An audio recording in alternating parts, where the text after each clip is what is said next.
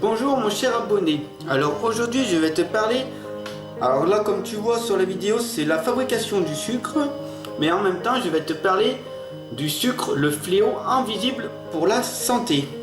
Alors c'est parti, on y va. N'oublie pas de t'abonner et de mettre un petit pouce bleu en commentaire, ça fait toujours plaisir. Et ensemble nous allons essayer de changer le monde. Allons-y, c'est parti. Donc le sucre, un fléau invisible pour la santé.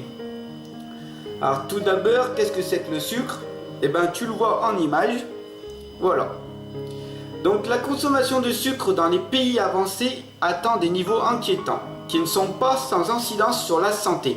La responsabilité du sucre dans l'épidémie de diabète est fortement soupçonnée. En France, la consommation moyenne de sucre, il est de 40 kg par personne et par an. Moi je trouve que c'est énorme. Environ 110 grammes de sucre par jour. C'est 3 fois plus la consommation que du début du XXe siècle. C'est le double de la portion recommandée. Il faut environ 50 grammes. Ce chiffre élevé est une moyenne. Certaines personnes absorbent des quantités encore plus élevées. Presque la moitié de ces sucres se cachent dans les boissons, les confitures, les desserts industriels. On parle de sucre ajouté. Le glucose et les fructoses. L'organisme humain a besoin de sucre, plus exactement de glucose. Sucre simple. Véritable source d'énergie. La glycémie, c'est le taux de glucose dans le sang, doit varier entre 0,80 et 1,10 g par litre de sang à jeun, et entre 1 à 1,40 g après un repas. Elle varie avec la prise de glucides. Le sucre de table, sucre de canne ou de betterave, est une association de glucose et de fructose, sucre des fruits et du miel, dont la particularité est d'avoir un index glycémie très élevé, la vitesse à laquelle la glycémie augmente. Le début du diabète et des ennuis. Les effets sur le moyen long terme d'une prise de sucre excessive ne sont pas anodins. Pendant des années, le pancréas travaille et sécrète de l'insuline pour gérer l'afflux de glucose et le stocker. À force, cet organe peut s'épuiser, estiment certains nutritionnistes, ou bien le métabolisme devient résistant à l'insuline et ne transforme plus le glucose en énergie. Le taux de sucre dans le sang se met à augmenter en permanence, ça s'appelle l'hyperglycémie. C'est le début du diabète. Diabète sucré dit non diabète sucré dit non insulinodépendant. Donc, ça va créer des ennuis. Maladie cardiovasculaire, hypertension, insuffisance rénale, perte de la vue, la cataracte, atteinte du système nerveux. L'épidémie de diabète en France. Les liens de causalité entre une consommation excessive de sucre et l'apparition de diabète sont très difficiles à prouver formellement. Mais la prévalence de plus en plus forte du diabète fait peser de forts soupçons. En France, en 2000, on comptait 2,6% de personnes diabétiques.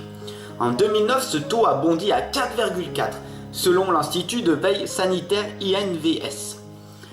En seulement 10 ans, on est passé de 1,6 à 2,9 millions de personnes diabétiques. Sans parler des diabétiques qui s'ignorent, 600 à 700 000 personnes. La Fédération française des diabétiques, c'est ce qu'elle estime.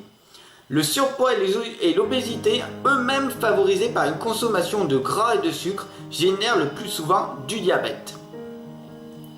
Dans le monde, essentiellement les pays avancés, on recense 400 millions de diabétiques de type 2 qui généreraient 348 milliards d'euros de dépenses de santé, chiffre cité dans une étude du Crédit Suisse. Le mauvais côté des fructoses. Chercher une échappatoire en consommant des sucres de substitution comme le sirop d'agave ou le miel ne serait pas une solution. Après avoir longtemps bénéficié d'une bonne réputation, les fructoses, le sucre des fruits, du maïs, du miel, révèlent leurs mauvais côtés. Plusieurs études ont montré qu'ils peuvent aussi favoriser de la résistance à l'insuline, du diabète ou une augmentation du taux de glycéride dans le sang, facteur de problèmes cardiovasculaires. Seule solution donc une vraie baisse de la consommation du sucre.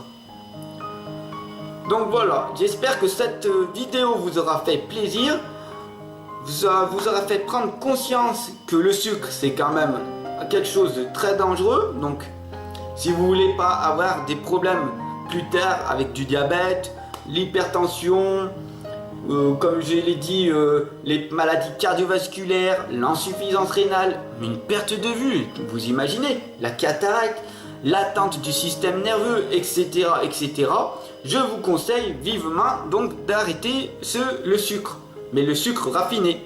Voilà.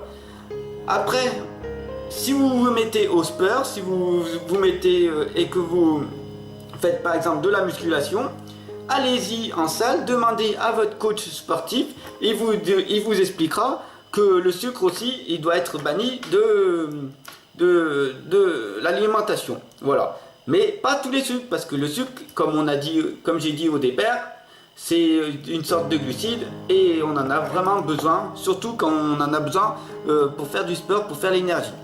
Voilà. Mais sauf c'est que, comme je le répète, en France, la consommation,